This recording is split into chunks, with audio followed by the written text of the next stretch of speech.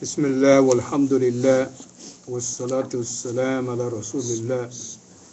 Continuing in volume 2 of Riyad Saleheen, book number 17, the book of the prohibited actions, chapter 300, prohibition of leaving the fire burning. Narrated Ibn Umar radiyallahu anhuma that Allah's Messenger sallallahu alaihi wasallam said, "Do not keep the fire burning in your homes when you go to bed." Al-Bukhari and Muslim. Narrated Abu Musa al-Ashari radiyallahu anhu, a house in Al-Madinah was burnt with its occupants inside it one night. When this was reported to Allah's Messenger sallallahu alaihi wasallam, he said, "Fire is your enemy, so put it out before going to bed." Al-Bukhari and Muslim. Narrated Jabir radiyallahu anhu that Allah's Messenger sallallahu alaihi wasallam said, "Cover up the kitchen containers, i.e. pots, pans, etc. Tie up the mouth of the water skin, lock up the doors, and extinguish the lamps, because shaitan can neither you untie the water skin, nor open the door, nor uncover the containers. If one can cover the cooking pot even by placing a piece of wood across it and pronounce the name of Allah on it, let him do it. A mouse can sometimes cause a house to burn along with its dwelling." Muslim. The hadith mentioned above stressed the fact that one must put out the fire before going to bed, no matter whether this fire is in the form of a lamp, a fireplace, or a heater. Experience shows that leaving the fire alive sometimes proves very dangerous. Leaving the utensils, water skins, pitchers, etc. uncovered must also be avoided to prevent them from dirt and insects which can cause harm. Similarly, doors and windows should also be kept closed while one is sleeping in order to guard the house against thieves and robbers. One must recite the name of Allah, that is to say Bismillah, before using and keeping things. Alhamdulillahi Rabbil Alameen. Alhamdulillah for this deen that Allah subhanahu wa ta'ala teaching us everything that we need for the dunya and for the akhirah. We should be grateful for such a religion.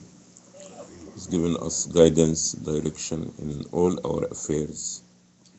From the little thing about your cups and your dishes to fire to house to everything.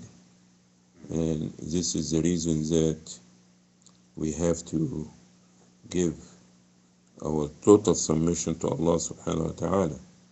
There is nothing left for us to think about because Allah gave it to us all what we need to follow. All what we need is to follow. Because there is nothing that we need, anything to give us the good of this life or the good of the hereafter, if Islam is talking about it. So we have it all. So let's be content. Let's not be trying to look right or left. We keep focus and we appreciate what Allah give us and they try to act upon it to the best of our ability, inshallah. Sheikh, is that hadith for us or was it for the Sahaba back in the day? Were they practicing that? I mean for us and for them not. Is that time they have fire, they cook the fire on the fire, they warm up with fire. When you leave this fire on and you go sleep, you are not aware about what's going to happen. Like a mice jump in it, and after this get burned, will be run, and will take the fire to some place else. The whole place can be burned.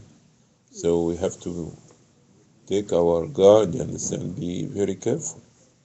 This was the Prophet ﷺ giving us direction how to be safe and secure. So we should be grateful and take the things in consideration. What about the prophets before him? So back in the day, way back, I mean, they had to rub sticks in order to get fire. Okay. It's still fire, and you treat it the same way. regardless of how you get it. They use the sticks or the rocks or it started the fire. But after you have the fire, you understand, if you go, as long you awake that you can do something about it, it's fine, you understand. But when you go to sleep, you are not watching anymore and something can happen.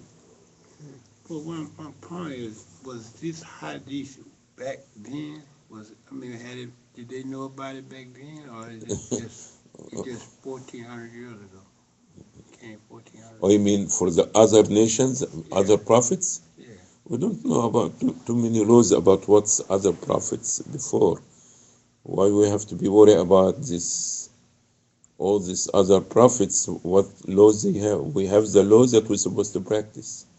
So let's try to practice what we've been given, and when we finish everything, now we can think about what did Noah have. You understand what kind of food they eat, and yeah, have a good one.